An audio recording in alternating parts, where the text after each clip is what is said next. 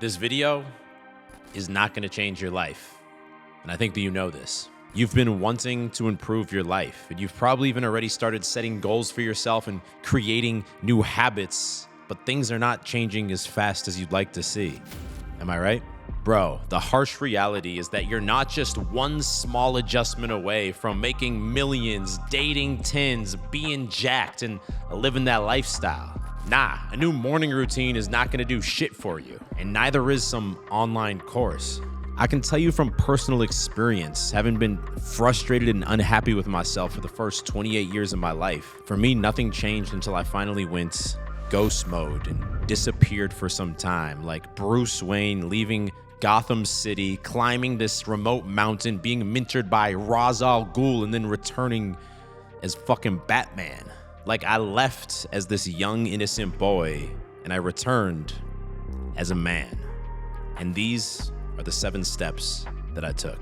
Number 1, make strategic alliances. So, question for you. Do you have true friends in your life, or do you have more of these like pass the time acquaintances that you hang out with? For me, growing up, I always felt a bit like a loner. I didn't really care to spend that much time around other people, but at the same time, I didn't want to be a complete loser. So I always had 2 or 3 close friends throughout high school and university. And then once I graduated and I was on this path of wanting to improve my life, I still felt this urge or this need inside me to hang out with friends 2 or 3 times a week because I was afraid otherwise I'd look at myself as a complete loner, isolated loser. But looking back, it was just this facade that I was creating for myself to feel okay, because when I was hanging out with these people, what was I doing? I wasn't improving myself or having meaningful experiences. We were just watching TV, playing NBA 2K, getting high. I was a legend at NBA 2K, but be real with yourself, bro. The friends that you're hanging out with now, is that a net positive or a net negative in your life? Some people might disagree and say you need socialization on a weekly basis, but for me at that time, it was definitely a net negative. And mentally separating from that false need in my mind was probably the first big part of my evolution. Realizing that, look, I can actually go weeks without seeing other friends, and guess what?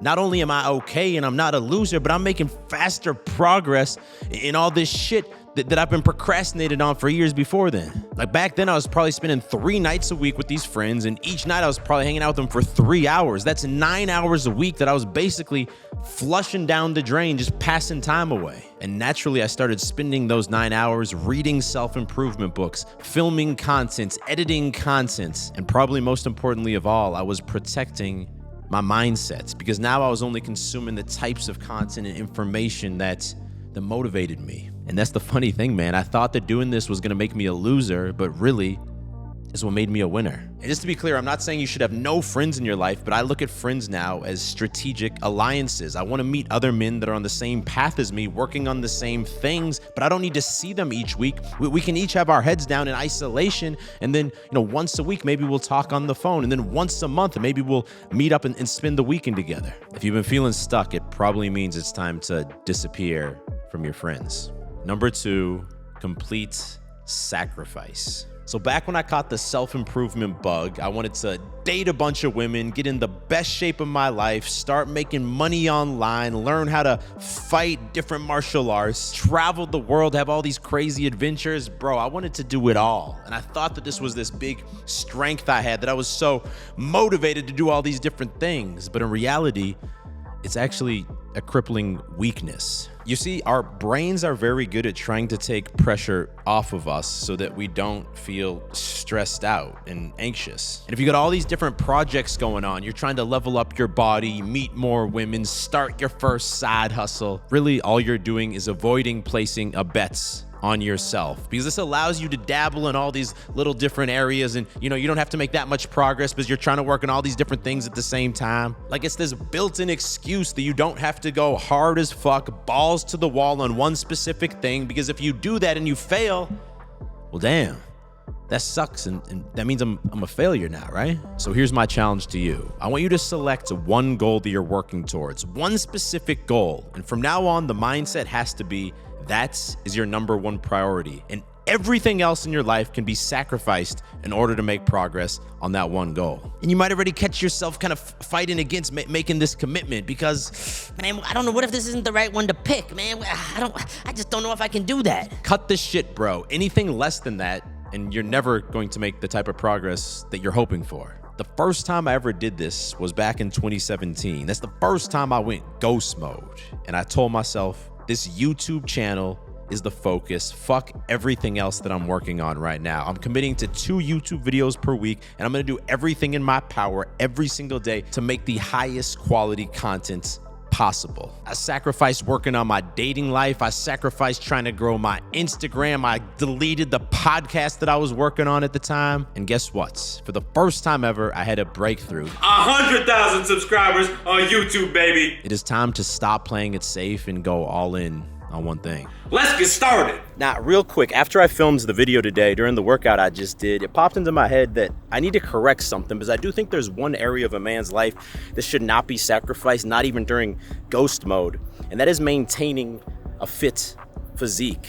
Because let's be real, if you look in the mirror and you're clearly out of shape, you're gonna move with less confidence and be less effective in whatever it is that you're doing.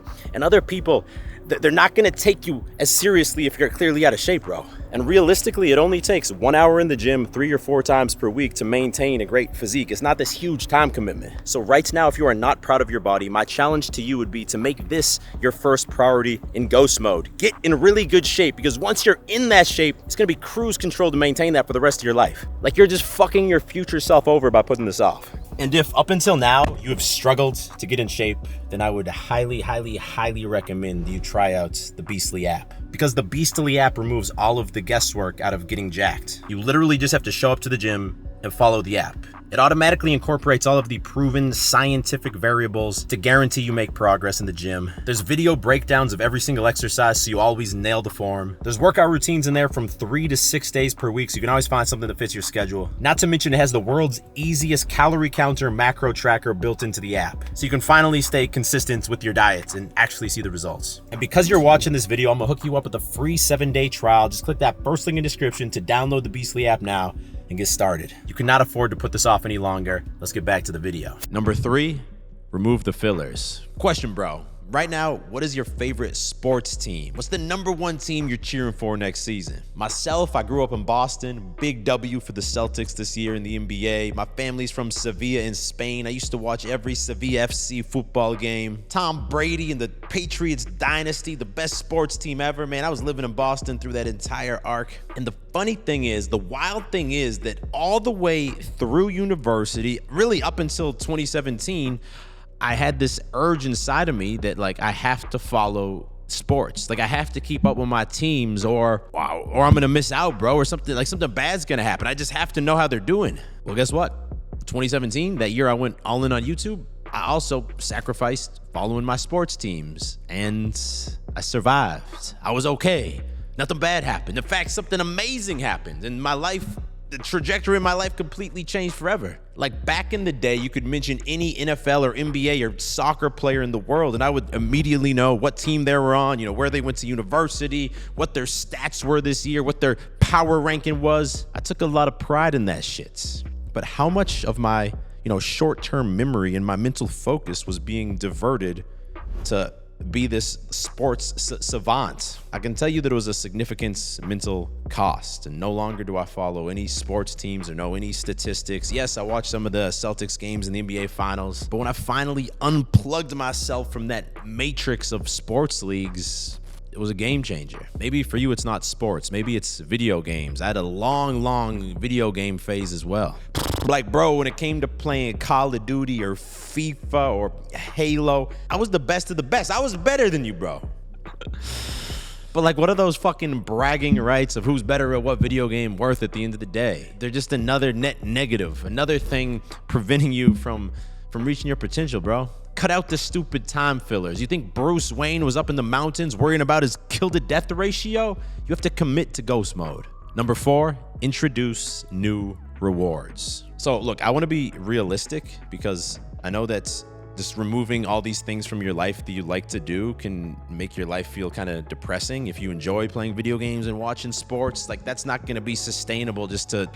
There's no fun. There's only work because we're self-improvement guys now. Like, that's stupid, bro. Humans, we need something to look forward to. If we don't have something in the near future we're looking forward to doing that's going to allow our brain to decompress, we're going to get depressed.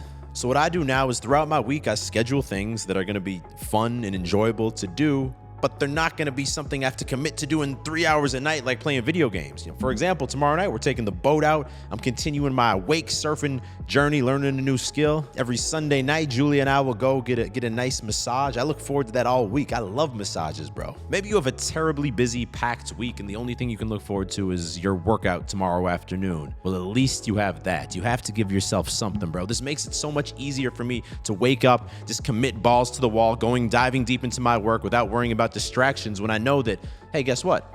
Tomorrow I'm doing something cool, so I can focus now. Number 5, the 0 morning routine. So I think this phase has passed a bit with self-improvement, but for the longest time, it seemed like in order to be successful, you have to have a morning routine, a strict morning routine where you wake up at 6 a.m., then you take your cold shower, then you meditate for 30 minutes, read a book for 30 minutes, go outside, ground your feet, get the sun in your eyes, say your daily affirmations to yourself, and then maybe after spending 2 hours doing this every morning, maybe then you'll be a real winner. And I'm guilty of this too. I played a part. I've done my share of morning routine videos, but what I've learned is that having a 0 morning routine, something that just allows me, because look, I think it's stupid not to have any morning routine as well, because then you wake up, you're in bed, looking at your phone, you kind of do what you feel like doing. You have to have something that sets the tone to start the day. But what I've realized is you want to do something that sets the tone as fast as possible. It gets you in the right mindset so you can spend the actual time of day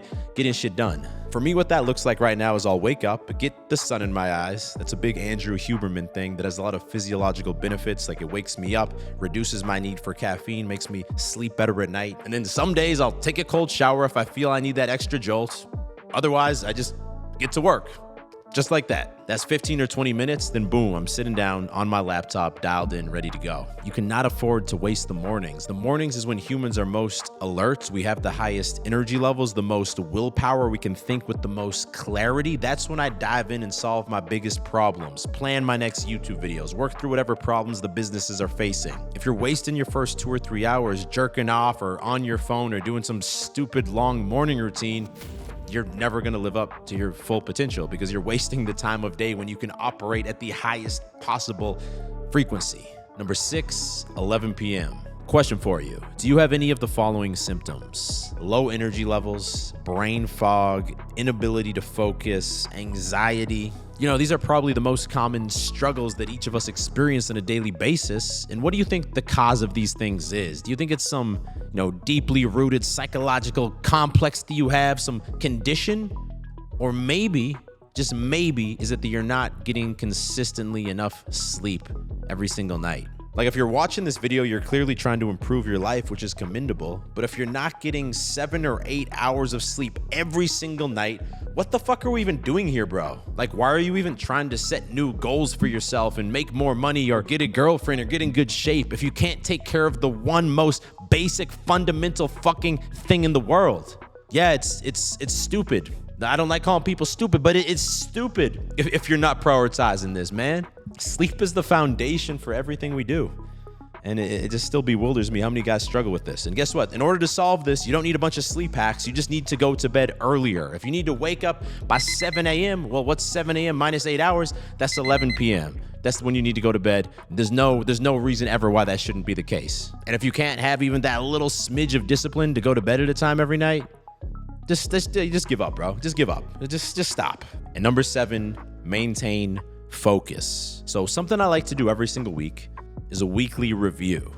I'll be honest, I need to be a bit more consistent with this. Lately, I've been off my weekly review game, but this is another foundational habit that can really change the course of your life because it makes sure, it's a way to guarantee that you're always incrementally improving and you don't just get lost on some random side quest and procrastinate and don't make any progress for 2 years. And literally all you have to do at the end of each week, you could do this, Friday when you get done with work or Sunday morning is when I like to do it. You ask yourself 4 simple questions. Number one, what did I do well over the past week? For me this week, I did a good job of eating healthier than normal, going to bed on time, and I created a bunch of new content for Beast Nation. For my guys in Beast Nation, we just filmed the personal branding module that's gonna help you take your Instagram profile to the next level so you can leverage that to get dates with more attractive women, or if you're working on building up your side hustle, get clients that will pay you the top premium dollar. Question two, what could I have done better this week? Well, I got a bit upset with Julia one night. I need to have stronger emotional control in times of high stress. Also, I procrastinated a little bit on creating the next clothing collection for Edge Lifestyle. I can't let that go any longer. And question three, which of the things that I didn't do well is gonna be my number one focus to improve this next week? For me, it's Edge Lifestyle, getting that next collection locked in. And the beauty of these three questions is that, first of all, they reinforce positive behaviors, so you're proud of the things that you're doing well. You're more likely to do them again. Two, they allow you to catch the things that you're doing wrong before they turn into these really bad habits that get you way off track. And third, it allows you to refocus on the most important, highest leverage thing over the next week to make sure you stay on track. It's a simple weekly routine that is fucking game changing. Now, for those of y'all who've been feeling a lot of resistance that's been holding you back from finally going for that thing that you've wanted to go for, you need to watch this video next. It's about how realizing that no one cares about me completely changed my life and allowed me to go for those things that I was putting off. Click there to watch that now. If you're new to the channel, click down there to subscribe, as I release 2 new videos every single week and you don't want to miss them. I'll talk to you in the next video. Stay beastly.